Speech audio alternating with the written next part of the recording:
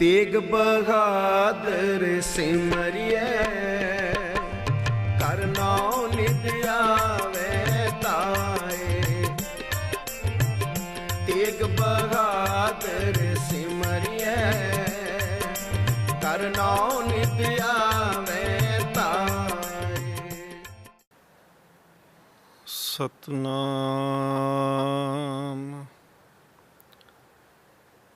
ਧੰਨ ਵਾਹਿਗੁਰੂ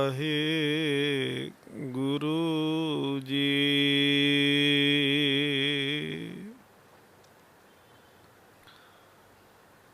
ਕਿਰਪਾ ਕਰੋ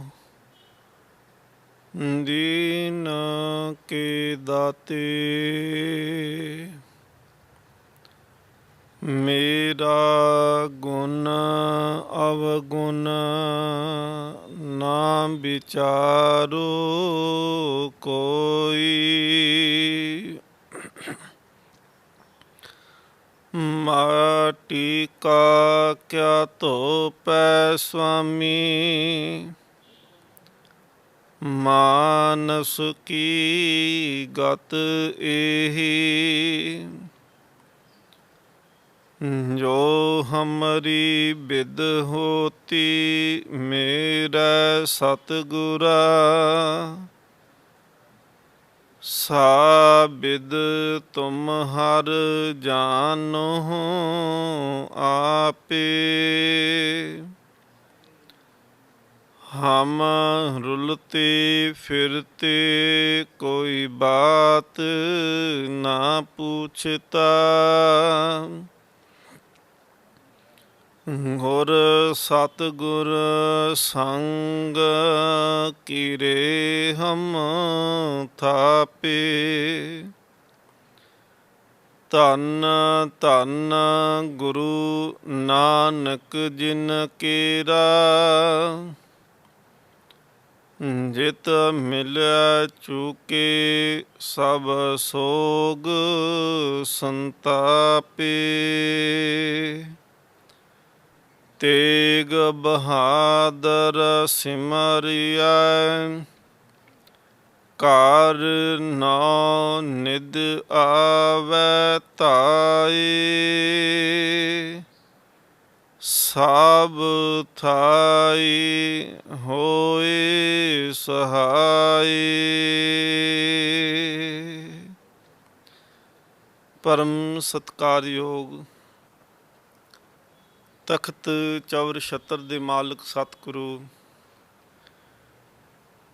ਸ਼੍ਰੀ ਗੁਰੂ ਗ੍ਰੰਥ ਸਾਹਿਬ ਮਹਾਰਾਜ ਪਾਤਸ਼ਾਹ ਜੀ ਦੀ ਪਾਵਨ ਪਵਿੱਤਰ ਹਜ਼ੂਰੀ ਅੰਦਰ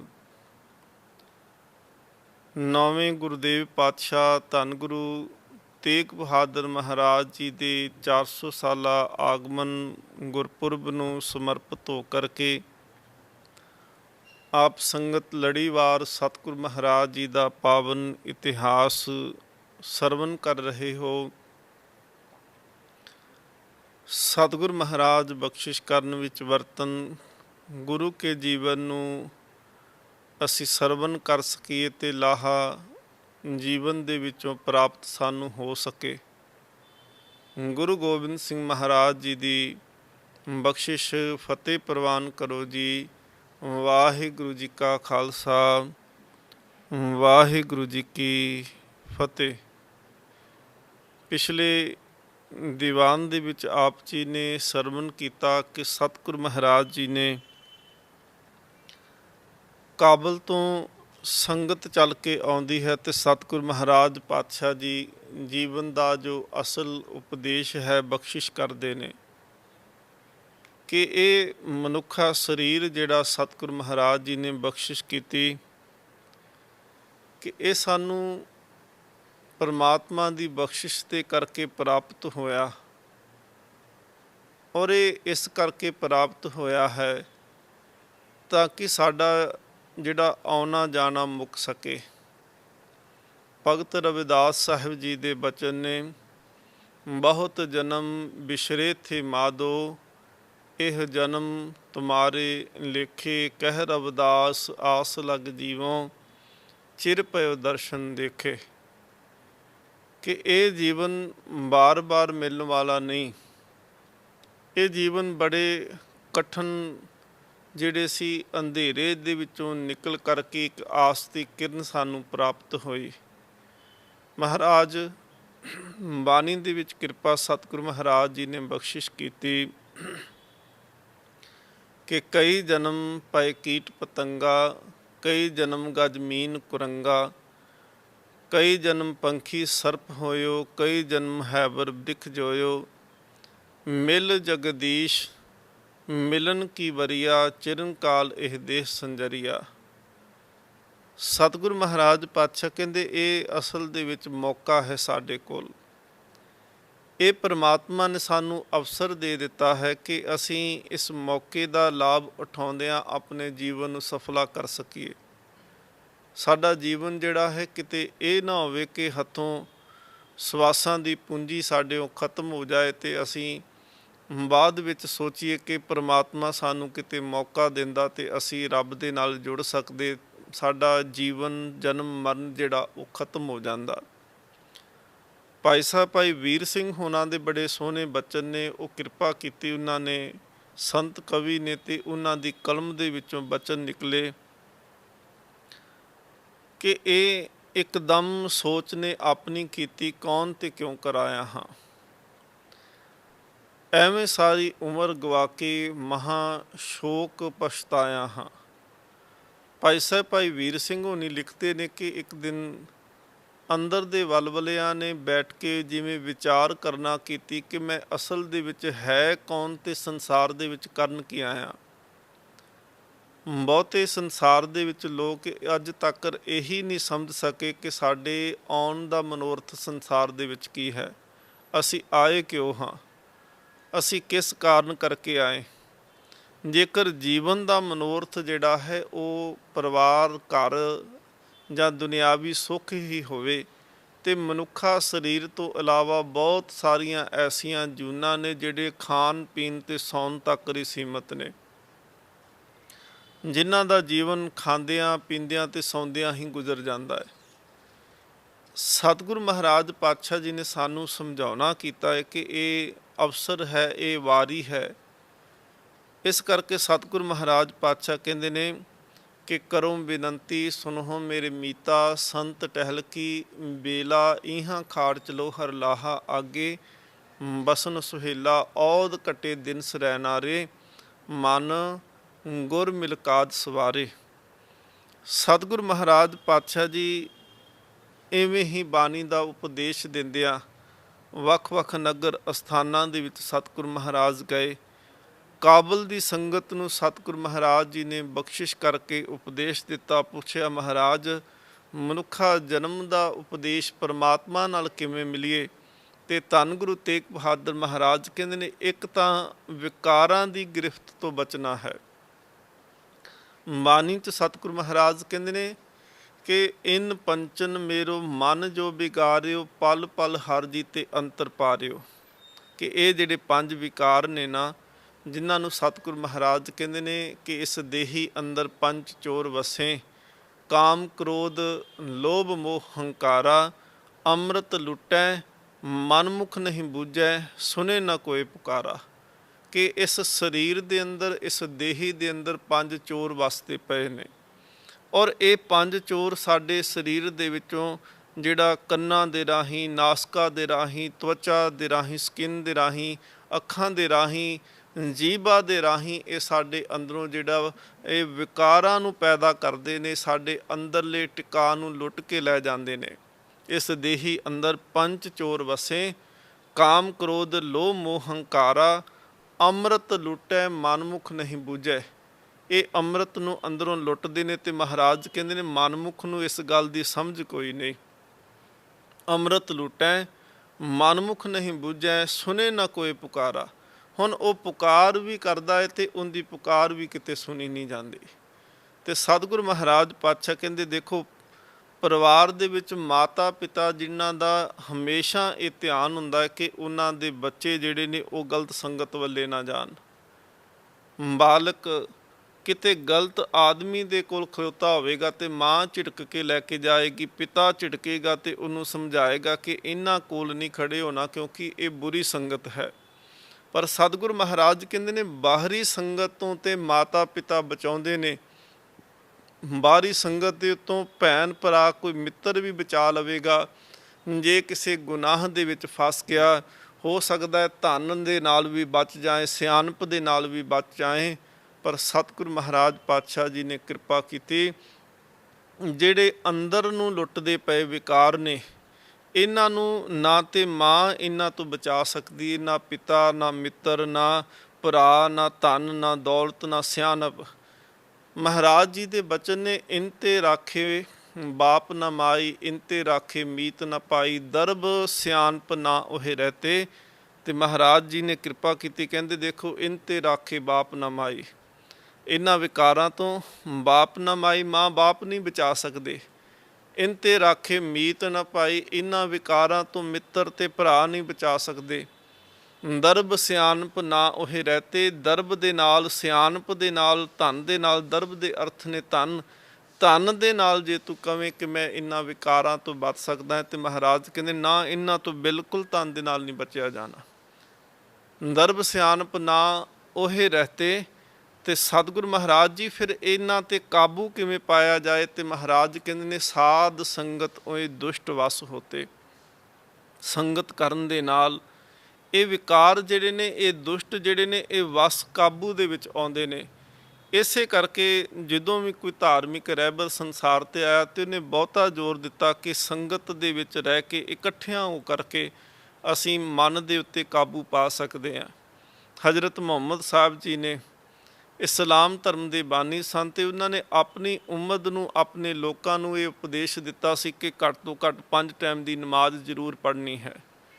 ਸਤਿਗੁਰੂ ਸੱਚੇ ਪਾਤਸ਼ਾਹ ਮਹਾਰਾਜ ਜੀ ਨੇ ਸਾਡੇ ਤੇ ਕਿਰਪਾ ਕੀਤੀ, ਸਾਨੂੰ 2 ਟਾਈਮ ਦੀ ਸੰਗਤ ਬਖਸ਼ੀ, 2 ਟਾਈਮ ਦਾ ਨਿਤਨੇਮ ਬਖਸ਼ਿਆ ਕਿ ਸਵੇਰੇ ਤੇ ਸ਼ਾਮ ਗੁਰੂ ਘਰ ਦੇ ਵਿੱਚ ਬੈਠੋ, ਸੰਗਤ ਦੇ ਵਿੱਚ ਬੈਠੋਗੇ ਤੇ ਸੰਗਤ ਦੇ ਵਿੱਚ ਪਰਮਾਤਮਾ ਆਪ ਬੈਠਾ ਹੈ। ਮਹਾਰਾਜ ਜੀ ਦੇ ਬਚਨ ਨੇ ਵਿੱਚ ਸੰਗਤ ਹਰ ਪ੍ਰਭ ਵਸੇ ਜੀਓ, ਸੰਗਤ ਦੇ ਵਿੱਚ ਬੈਠਿਆਂ ਪਰਮਾਤਮਾ ਦੀ ਪ੍ਰਾਪਤੀ ਹੁੰਦੀ, ਵਿਕਾਰਾਂ ਵੱਲੋਂ ਮਨ ਕਾਬੂ ਦੇ ਵਿੱਚ ਆ ਜਾਂਦਾ ਹੈ। ਸਤਿਗੁਰ ਸੱਚੇ ਪਾਤਸ਼ਾਹ ਮਹਾਰਾਜ ਜੀ ਨੇ ਫਿਰ ਉਸ ਕਾਬਲ ਦੀ ਜਿਹੜੀ ਸੰਗਤ ਮਹਾਰਾਜ ਜੀ ਦੇ ਚਰਨਾਂ ਵਿੱਚ ਆਈ, ਮਹਾਰਾਜ ਨੇ ਕਿਰਪਾ ਕੀਤੀ, ਕਹਿਣ ਲੱਗੇ ਇੱਕ ਤਾਂ ਵਿਕਾਰਾਂ ਵਾਲੇ ਪਾਸਿਓਂ ਮਨ ਨੂੰ ਰੋਕੋ। ਇਹ ਨਾ ਹੋਵੇ ਕਿ ਵਿਕਾਰਾਂ ਦੇ ਵਿੱਚ, ਇਹਨਾਂ ਵਿਕਾਰਾਂ ਨੂੰ ਸੋਚਦਿਆਂ ਹੋਇਆਂ ਹੀ ਜਿਹੜਾ ਹੈ ਉਹ ਸਾਡੇ ਸਵਾਸ ਘਟਦੇ ਜਾਣ। ਕਿਉਂਕਿ ਸਾਧ ਸੰਗਤ ਦੇਖੋ, ਅਸੀਂ ਤੁਰੇ ਫਿਰਦੇ ਹਾਂ ਤੇ ਸਾਡੇ ਸਵਾਸ ਤਾਂ ਵੀ ਚੱਲਦੇ ਨੇ, ਪਰ ਜਦੋਂ ਅਸੀਂ ਤੁਰਨਾ ਫਿਰਨਾ ਛੱਡ ਕੇ ਰਾਤ ਨੂੰ ਆਰਾਮ ਕਰਨ ਲੱਗ ਪੈਂਦੇ ਹਾਂ, ਅਸੀਂ ਆਰਾਮ ਅਵਸਥਾ ਵਿੱਚ ਸੁੱਤੇ ਪਏ ਹਾਂ, ਨੀਂਦਰ ਦੇ ਵਿੱਚ ਹਾਂ, ਤੇ ਸਵਾਸ ਸਾਡੇ ਉਸ ਵੇਲੇ ਵੀ ਚੱਲਦੇ ਪਏ ਨੇ। ਤੇ ਉਹ ਸਵਾਸ ਜਿਹੜੇ ਨੇ, ਜੇਕਰ ਅਸੀਂ ਨਾਮ ਵਾਲੇ ਪਾਸੇ ਮਨ ਨੂੰ ਨਹੀਂ ਜੋੜਿਆ, ਤੇ ਹੋ ਸਕਦਾ ਹੈ ਕਿ ਜਿਹਨੇ ਦਿਨੇ ਵਿਕਾਰ ਕੀਤੇ ਇਕੱਠੇ, ਉਹ ਰਾਤ ਨੂੰ ਵੀ ਸੁਪਨਿਆਂ ਦੇ ਵਾਂਗੂ ਉਹਦੇ ਅੱਗੇ ਆਣ ਖਲੋਣਗੇ। ਮਹਾਰਾਜ ਜੀ ਨੇ ਕਿਰਪਾ ਕੀਤੀ, ਇਸ ਕਰਕੇ ਕਿਹਾ ਕਿ ਰਾਤ ਨੂੰ ਸੌਣ ਸਮੇਂ ਸਾਡੀ ਰਹਿਤ ਮਰਿਆਦਾ ਦੇ ਬਚਨ ਨੇ ਕਿ ਸੋਹਿਲਾ ਸਾਹਿਬ ਦੀ ਬਾਣੀ ਪੜ੍ਹੋ, ਬਾਣੀ ਪੜ੍ਹ ਕੇ ਸੌਵੋ ਤੇ ਕਿਰਪਾ ਗੁਰੂ ਦੀ ਵਰਤੇ ਅਰਦਾਸ ਕਰੋ, ਸਤਿਗੁਰ ਮਹਾਰਾਜ ਤੇਰੇ ਹੁਕਮ ਦੇ ਵਿੱਚ ਦਿਨ ਬੀਤਿਆ ਤੇ ਰਾਤ ਤੇਰੇ ਹੁਕਮ ਦੇ ਵਿੱਚ ਹੈ, ਗੁਰੂ ਕਿਰਪਾ ਕਰੇ ਕਿ ਰਾਤ ਜਿਹੜੀ ਅਵਸਥਾ ਮਹਾਰਾਜ ਬਾਣੀ ਦੇ ਵਿੱਚ ਬਖਸ਼ਿਸ਼ ਕਰਦੇ ਆ ਕਿ ਆਓ ਸੁਭਾਗੀ ਨਿੰਦੜੀਏ, ਕਿ ਸੁਭਾਗੀ ਨਿੰਦੜੀ ਆ ਜਾਵੇ ਤੇ ਪ੍ਰਮਾਤਮਾ ਪ੍ਰੀਤਮ ਦੇ ਦਰਸ਼ਨ ਹੋ ਜਾਣ। ਜਿਵੇਂ ਭਾਈ ਵੀਰ ਸਿੰਘ ਹੋਣੀ ਲਿਖਦੇ ਨੇ ਕਿ ਸੁਪਨੇ ਦੇ ਵਿੱਚ ਮੈਨੂੰ ਮਾਹੀ ਮਿਲਿਆ, ਮੈਂ ਤਾਂ ਗਲਵੱਕੜੀ ਪਾਈ, ਡਰਦਾ ਮਾਰਾ ਅੱਖ ਨਾ ਖੋਲਾਂ, ਵਿਛੜ ਕਿਤੇ ਨਾ ਜਾਵਾਂ ਸਾਈਂ। ਭਾਈ ਵੀਰ ਸਿੰਘ ਕਹਿੰਦੇ ਨੇ ਕਿ ਜਦੋਂ ਮਨ ਜਿਹੜਾ ਟਿਕ ਜਾਂਦਾ ਏ ਤੇ ਟਿਕੇ ਹੋਏ ਮਨ ਦੇ ਨਾਲ ਪਰਮਾਤਮਾ ਨੂੰ ਯਾਦ ਕਰਕੇ ਸੌਂ ਵੀ ਜਾਓ, ਤੇ ਸੁਪਨੇ ਵੀ ਜੇਕਰ ਆਉਣਗੇ ਤਾਂ ਉਹ ਵੀ ਸੇਵਾ ਦੇ, ਸਿਮਰਨ ਦੇ, ਗੁਰੂ ਘਰ ਦੇ ਵਿੱਚ ਬੈਠਿਆਂ ਦੇ ਆਉਣਗੇ, ਤੇ ਸੁਪਨੇ ਦੇ ਵਿੱਚ ਵੀ ਪਰਮਾਤਮਾ ਦੀ ਪ੍ਰਾਪਤੀ ਦੇ ਨਾਲ ਜੁੜਿਆ ਰਹੇਗਾ। ਮਹਾਰਾਜ ਨੇ ਕਿਹਾ ਕਿ ਮਨੁੱਖਾ ਜਨਮ ਅਮੋਲਕ ਹੈ, ਵਿਕਾਰਾਂ ਦੇ ਵਿੱਚ ਇਹਨੂੰ ਨਾ ਗਵਾਓ, ਸਵਾਸ ਵਿਅਰਥ ਨਹੀਂ ਜਾਣੇ ਚਾਹੀਦੇ। ਸਤਿਗੁਰ ਮਹਾਰਾਜ ਪਾਤਸ਼ਾਹ ਇੱਥੇ ਫਿਰ ਕੁਝ ਸਮਾਂ ਰੁਕਣ ਤੋਂ ਬਾਅਦ ਅਗਲੇ ਦਿਨ ਧੰਨ ਗੁਰੂ ਤੇਗ ਬਹਾਦਰ ਮਹਾਰਾਜ, ਇੱਕ ਨਗਰ ਹੈ ਜਿੰਦਾ ਨਾਮ ਭੀਖੀ ਕਰਕੇ ਲਿਖਿਆ, ਗੁਰੂ ਤੇਗ ਬਹਾਦਰ ਮਹਾਰਾਜ ਜੀ ਇਸ ਭੀਖੀ ਨਗਰ ਦੇ ਵਿੱਚ ਜਾਂਦੇ ਨੇ ਤੇ ਇੱਥੋਂ ਦਾ ਜਿਹੜਾ ਚੌਧਰੀ ਹੈ ਜਿੰਦਾ ਨਾਮ ਸੀ ਦੇਸੂ, ਇਹ ਵੀ ਸੁਲਤਾਨੀਆਂ ਦਾ ਪੂਜਕ ਸੀ। ਇਹ ਵੀ ਤੁਰਕ ਰੀਤ ਨੂੰ ਅਪਣਾ ਕੇ ਬੈਠਾ ਸੀ, ਤੁਰਕ ਰੀਤ ਸਿਰ ਉੱਪਰ ਧਾਰੇ।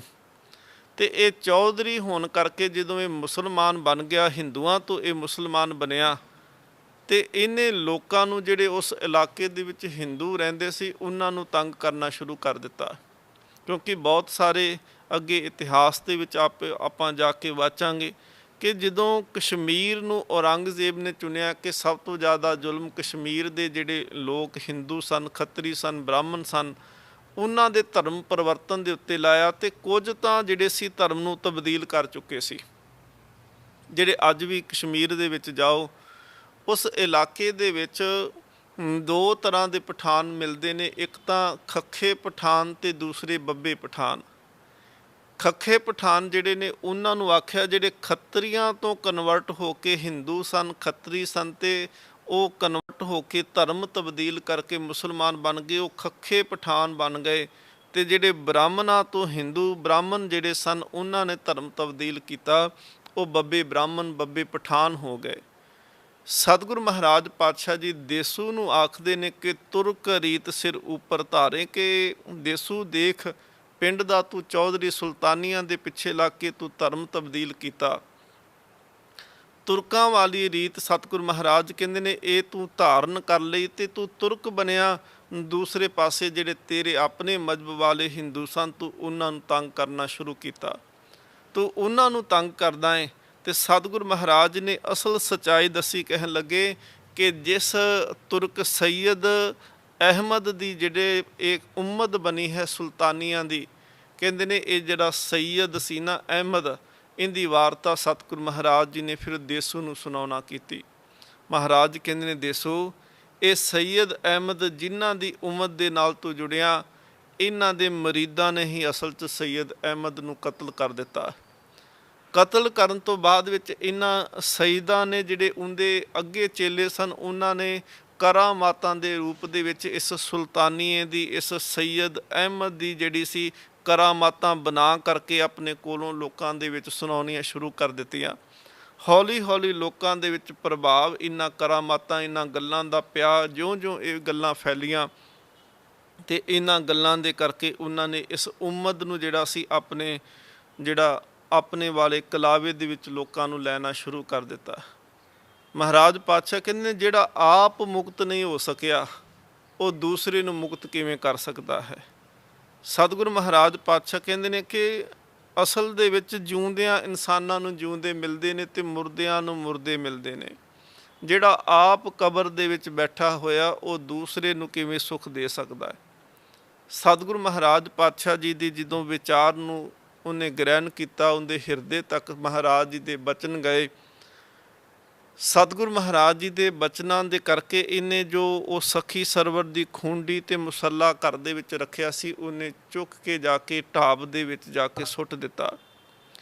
ਸਤਿਗੁਰੂ ਮਹਾਰਾਜ ਪਾਤਸ਼ਾਹ ਜੀ ਦੀ ਕਿਰਪਾ ਹੋਈ ਕਿ ਇਹ ਸਾਰਾ ਪਿੰਡ ਜਿਹੜਾ, ਕੋਈ ਤਾਂ ਗੁੱਗੇ ਦੀ ਇੱਥੇ ਪੂਜਾ ਪਿਆ ਕਰੇ, ਕੋਈ ਕਬਰਾਂ ਨੂੰ ਪੂਜਦਾ ਹੈ, ਕੋਈ ਇੱਥੇ ਸਖੀ ਸਰਵਰ ਸੁਲਤਾਨੀਏ ਦਾ ਜਿਹੜਾ ਸੀ ਉਹ ਪੂਜਕ ਬਣ ਗਿਆ ਸੀ। ਤੇ ਬਾਣੀ ਨੇ ਸਾਨੂੰ ਸਦਾ ਹੀ ਪ੍ਰੇਰਿਤ ਕੀਤਾ ਹੈ ਕਿ ਹਰ ਬਿਨ ਹੋਰ ਨਾ ਪੂਜੋ, ਮੜੇ ਮਸਾਨ ਨਾ ਜਾਈ, ਤ੍ਰਿਸ਼ਨਾ ਰਾਤ ਨਾ ਪਰ ਕਰ ਜਾਵਾਂ, ਤ੍ਰਿਸ਼ਨਾ ਨਾਮ ਬੁਝਾਈ। ਸਤਿਗੁਰੂ ਮਹਾਰਾਜ ਕਹਿੰਦੇ ਨੇ ਕਿ ਤ੍ਰਿਸ਼ਨਾ ਦੇ ਵਿੱਚ ਫਸ ਕਰਕੇ ਦੁਬਿਧਾ ਦੇ ਵਿੱਚ ਨਹੀਂ ਪੈਣਾ, ਤੇ ਦੁਬਿਧਾ ਦੇ ਕਰਕੇ ਇਹ ਨਹੀਂ ਕਿ ਗੁਰੂ ਦਾ ਪੱਲਾ ਛੱਡ ਕਰਕੇ ਤੂੰ ਕਿਸੇ ਦੂਸਰੇ ਦੇ ਲੜ ਦੇ ਨਾਲ ਲੱਗ ਜਾਏ। ਤੂੰ ਮੜੀਆਂ ਨੂੰ, ਤੂੰ ਕਬਰਾਂ ਨੂੰ ਪੂਜਦਾ ਫਿਰੇ। ਹਰ ਬਿਨ ਹੋਰ ਨਾ ਪੂਜੋ, ਮੜੇ ਮਸਾਨ ਨਾ ਜਾਈ। ਸਤਿਗੁਰੂ ਗੁਰੂ ਨਾਨਕ ਦੇਵ ਮਹਾਰਾਜ ਜੀ ਦੇ ਇਹ ਬਚਨ ਨੇ। ਗੁਰੂ ਗੋਬਿੰਦ ਸਿੰਘ ਸੱਚੇ ਪਾਤਸ਼ਾਹ ਮਹਾਰਾਜ ਜੀ ਨੇ ਵੀ ਕਿਰਪਾ ਕੀਤੀ ਕਿ ਜਿਹੜਾ ਅਸਲ ਦੇ ਵਿੱਚ ਖਾਲਸਾ ਹੈ, ਜਾਂ ਜਿਹੜਾ ਇਹ ਆਖਦਾ ਹੈ ਕਿ ਮੈਂ ਗੁਰੂ ਕਾ ਸਿੱਖ ਹਾਂ, ਮੈਂ ਗੁਰੂ ਵਾਲਾ ਹਾਂ, ਮੈਂ ਸਿੱਖ ਹਾਂ, ਤੇ ਸਤਿਗੁਰੂ ਮਹਾਰਾਜ ਪਾਤਸ਼ਾਹ ਜੀ ਕਹਿੰਦੇ ਨੇ ਕਿ ਉਹਦੀ ਨਿਸ਼ਾਨੀ ਇਹ ਹੈ ਕਿ ਉਹ ਤਾਂ ਬ੍ਰਤ ਗੋਰ ਮੜੀ ਮੱਟ ਭੂਲ ਨਾ ਮਾਨੇ। ਉਹ ਇਹਨਾਂ ਵਹਿਮਾਂ ਭਰਮਾਂ ਵਾਲੇ ਚੱਕਰਾਂ ਦੇ ਵਿੱਚ ਨਹੀਂ ਪੈਂਦਾ। ਸਤਿਗੁਰੂ ਮਹਾਰਾਜ ਗੁਰੂ ਰਾਮਦਾਸ ਜੀ ਕਿਰਪਾ ਕੀਤੀ।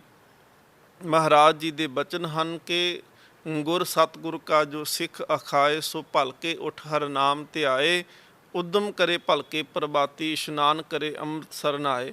ਮਹਾਰਾਜ ਕਹਿੰਦੇ ਨੇ ਕਿ ਜਿਹੜਾ ਆਪਣੇ ਆਪ ਨੂੰ ਕਹਿੰਦਾ ਹੈ ਕਿ ਮੈਂ ਸਿੱਖ ਹਾਂ, ਸਤਿਗੁਰੂ ਮਹਾਰਾਜ ਪਾਤਸ਼ਾਹ ਕਹਿੰਦੇ ਫਿਰ ਉਹ ਅੰਮ੍ਰਿਤ ਵੇਲੇ ਉੱਠਣ ਵਾਲਾ ਹੋਵੇ, ਅੰਮ੍ਰਿਤ ਵੇਲੇ ਉੱਠ ਕੇ ਨਾਮ ਜਪਣ ਵਾਲਾ ਹੋਵੇ, ਨਾਮ ਦੇ ਵਿੱਚ ਉਹ ਇੰਨਾ ਕੁ ਭਿੱਜਿਆ ਹੋਵੇ ਕਿ ਉਹ ਅੰਮ੍ਰਿਤਸਰ ਦਾ ਇਸ਼ਨਾਨੀ ਬਣ ਜਾਏ।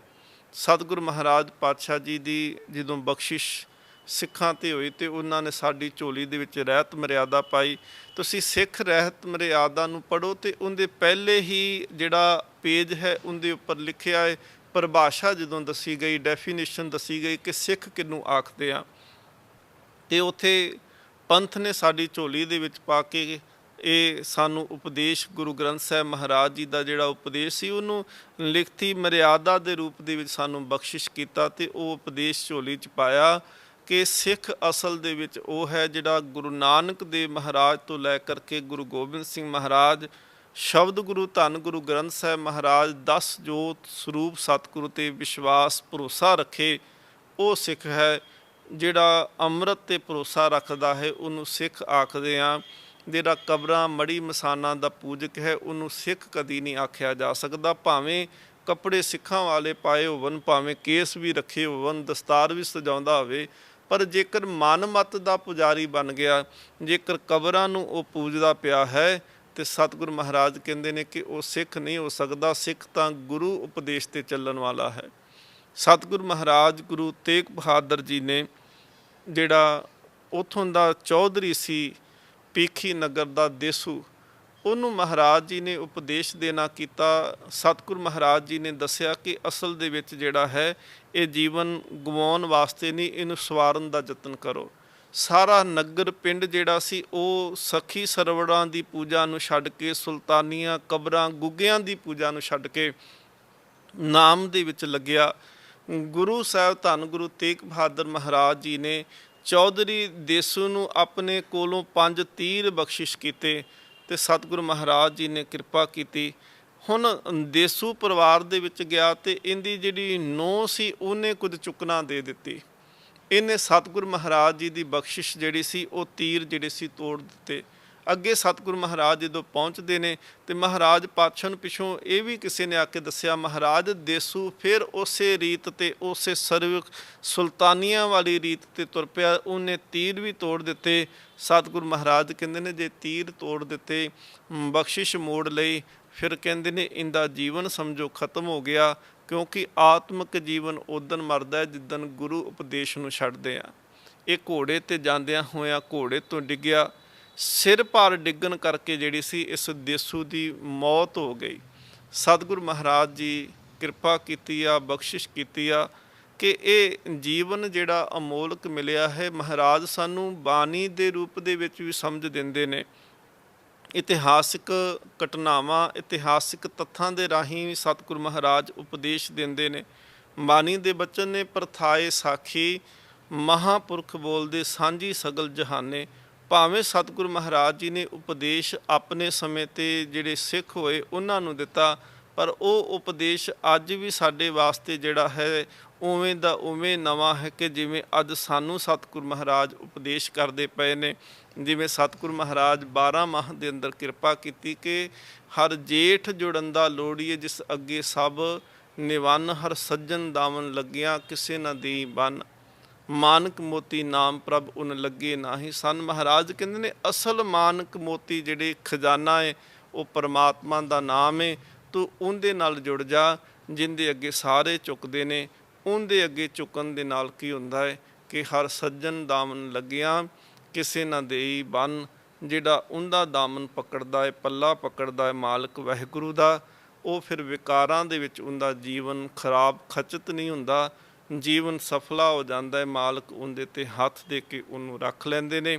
ਗੁਰੂ ਕਿਰਪਾ ਕਰੇ। ਅਰਦਾਸ ਹੈ ਸਤਿਗੁਰੂ ਮਹਾਰਾਜ ਜੀ ਦੇ ਚਰਨਾਂ 'ਚ ਕਿ ਜਗਤ ਜਲੰਦਾ ਰੱਖ ਲੈ, ਆਪਣੀ ਕਿਰਪਾ ਤਾਰ, ਜਿਤ ਦੁਆਰੇ ਉਭਰੇ, ਤਿੱਤੇ ਲਿਹੋ ਉਭਾਰ। ਬਾਕੀ ਦੀਆਂ ਵਿਚਾਰਾਂ ਅਗਲੇ ਦੀਵਾਨ 'ਚ। ਬੁਲਾਓ ਫਤਿਹ। ਵਾਹਿਗੁਰੂ ਜੀ ਕਾ ਖਾਲਸਾ, ਵਾਹਿਗੁਰੂ ਜੀ ਕੀ ਫਤਿਹ। ਤੇਗ ਬਹਾਦਰ ਸਿਮਰਿਐ, ਕਰਨਾਉ ਨਿਤ ਆਵੇ ਤਾਏ।